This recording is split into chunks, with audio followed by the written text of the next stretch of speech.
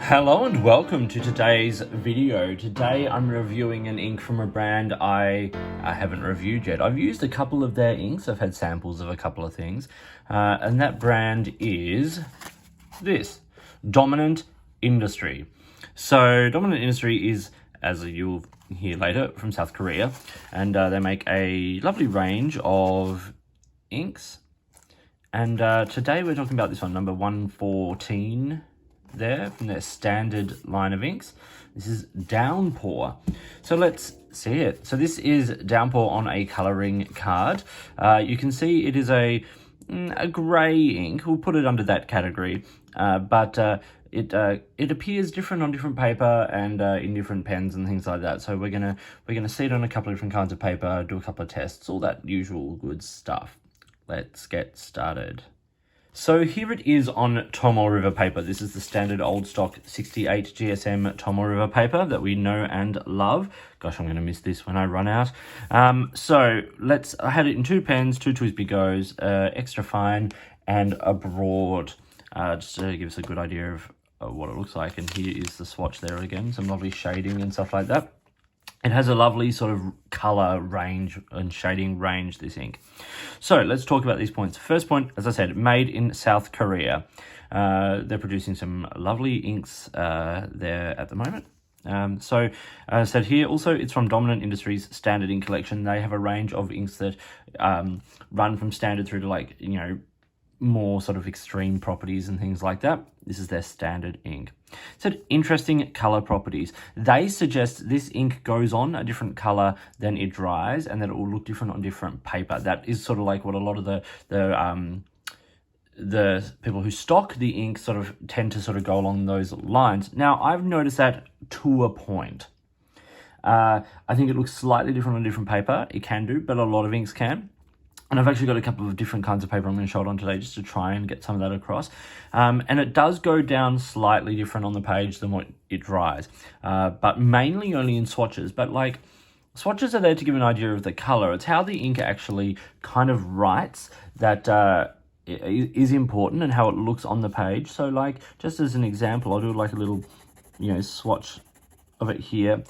You can see it's got like an underlying sort of purpley grey, and then it dries this more sort of standard grey. So that's the difference you're going to get. Not a huge difference really. And you'll watch that dry as I talk about all of this. So fourth point is that it is pH neutral, which means it is safe for just about all pens. So if you're using eyedropper pens, celluloid pens, latex pens, the gamut, because it's pH neutral, it's not going to have too much of a detrimental effect. Standard pen hygiene, clean your pens, make sure that, you're, flushing things properly, all of that kind of stuff. Don't leave inks in the pen for years without writing. They are going to dry out. But for everyday standard use, pH neutral is good. The next point I've got is very cool bottle. Now, that's not normally a point, but in this one, I kind of love it. So I showed you the packaging, but let's do a little sort of unbox of it here. You can see it comes in a little bag, and it also comes with a tiny little eyedropper pipette thing, just to help you fill pens like eyedropper pens and all that kind of stuff. Okay, so if I take the ink out of that box now, and this is the bottle it comes in. It's this beautiful tear-shaped glass bottle, nice wide opening, about 18mm opening on the bottle, which is a nice sort of size for most pens. You can actually see it looks very purple in the cap, and through the glass and all that kind of stuff. So there is a underlying purple in this ink, but as you can see, it's very, very much drying grey there. Not a bad thing. It's a lovely color. So yeah, lovely bottle, cool packaging, nice job, Dominant Industry. Okay, let's talk about the performance of this ink now. I've said it's a lovely mid-grey hinting purple. As I've said, some that lighter shading is a little lighter, some darker shading looks lovely. Fairly average wetness and flow. I didn't have any problems with this, just to the point that it's not a gushing ink, and if you're after something that's a bit more you could probably see when I did the sample there, it's got a mid flow and wetness. Performance on lower quality paper is fair to average. I have seen better, I have seen worse. Average to slow dry time, so 2 seconds, 20 seconds, it's still pretty wet after 20. You can see it started to dry, it's hanging around a little bit more, but the top of it still, it just takes a little bit of time. I put decent page contrast. I've been speaking about page contrast a bit, and that is how it writes on the page and how it reads on the page. If you are using this ink for professional use, if you are taking notes, if you are, needing to photocopy or scan, this has only a decent page contrast. Some of the light shading is quite light, and then the darker is nice. The darker is great. The lighter shading might just be a little bit light for some uses. And then I said it's much better in wetter pens. As you can see between the extra fine and the broad being quite wet, you get a lot more shading, you get a lot more color and saturation. It's kind of a mid-saturated ink, I think probably is a safe way of putting this.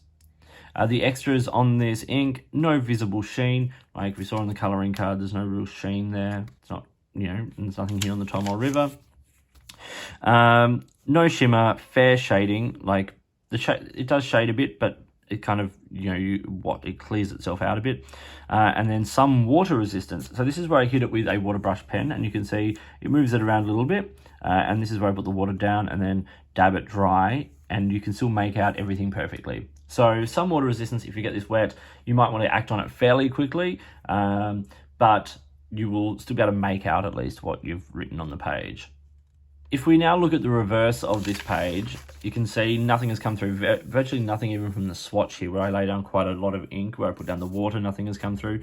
It looks nice. Like, there's ghosting on this paper because this is Tomo River, but nothing has actually bled through. Okay, let's start this journey of looking at it on different paper. And we'll start at the lowest end here with the standard student copy paper, notepad paper. This is very low quality paper. And you can see, in terms of feathering, it's not too bad. It actually looks fairly good in that respect. A lot better than some other inks that I have tried. And if we look at the reverse, there is a little bit of bleeding coming through. As I said, not the worst I've seen, but there is some. Now we have it on, this is 80 GSM copy paper, so standard sort of office paper here in Australia. You can see, once again, there's no real feathering. There's a little bit more spread than I would like, but not so bad. Oh, there is a bit of feathering, isn't there, in the broad particularly.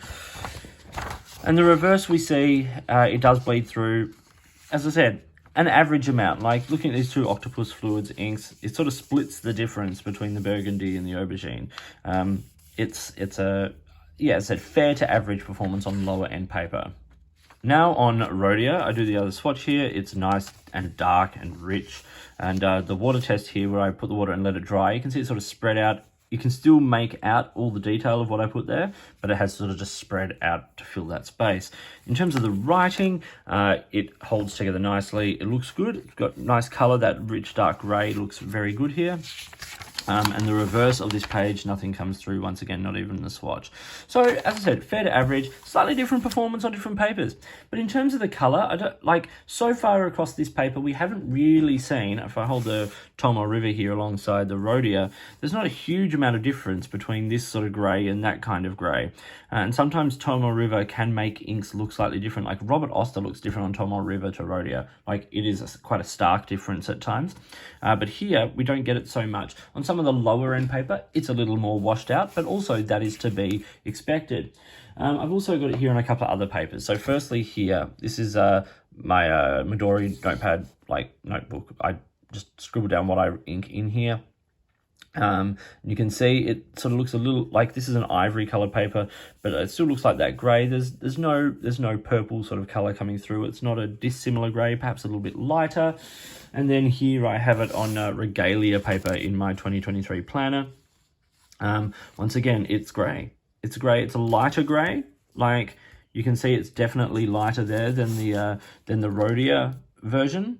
But I think actually the page contrast is better. The reading contrast is better on this paper than on Rhodia.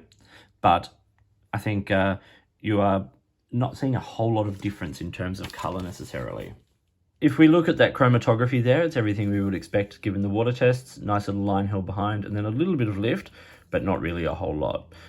So it does hold together relatively nicely in that respect. Okay, time for a color comparison now. I'm going to put it alongside a black, Platinum Carbon Black, my sort of go-to good solid black. You can see it is not black. Even in the darker section, it is not black. I've got 3 greys now I want to show it alongside. Firstly, this one. This is Tasmania Cradle Mountain, which is quite dark, almost a black, but with a brown purple sort of tint. You can see there, like if, you know, you've got a bit of a, it's still grey, but it's not as light. Robert Oster Perth from the Australian Cities series. Once again, darker, more sort of browny grey.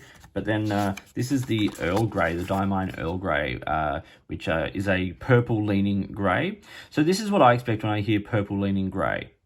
Like, that is a grey that has, like, purple undertone. This just has a slight hint of it, particularly when it's wet. Once it's dry, it tends to just be a bit more of a flat grey. So what can you expect to pay for a bottle of Dominant Industry Standard Downpour 25ml bottle? Well, one retailer in the US has it listed for $17. So it's not a bad price.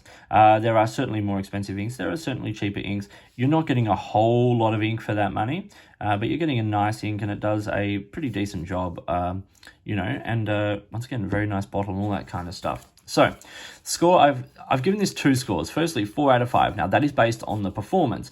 It works, so it's okay on paper. It's got decent water resistance, which I like. Stuff like that. Nice color. So, decent performance, nice color, some good qualities. It does all those things well. My personal score, though, and this is my, like, how I feel about the ink, is a 3.5. It doesn't jump out for me. I think there are inks from Dominant Industry that I have seen that really jump out in terms of color, and I love grey inks. I really enjoy grey inks, but this one just doesn't quite hit the mark for me. I think a lot of it is to do with things like the reading, the page contrast, and just like the feeling of it in finer nibs isn't as nice as the wetter nibs. Yeah, 4 out of 5 based on the testing and all of that kind of stuff. 3 out of 5 for my personal take on the ink. So this was Dominant Industry Downpour from their standard line. I hope you found this video interesting and useful. If you did, give it a thumbs up and subscribe to the channel. Hit the notifications button if you want to stay up to date with the videos that I produce, and please feel free to get in touch using any of the platforms listed below. You can find me on Instagram or Twitter at @the_offstage_me, or you can contact me on any of my videos here, or drop me an email, which is listed down below. If you've got products you think I should be looking at, or if there is a way you would like to support the channel by sponsoring a review or providing an item for review, I would love to hear from you. In the meantime, enjoy your inks, enjoy writing, and I'll talk to you soon.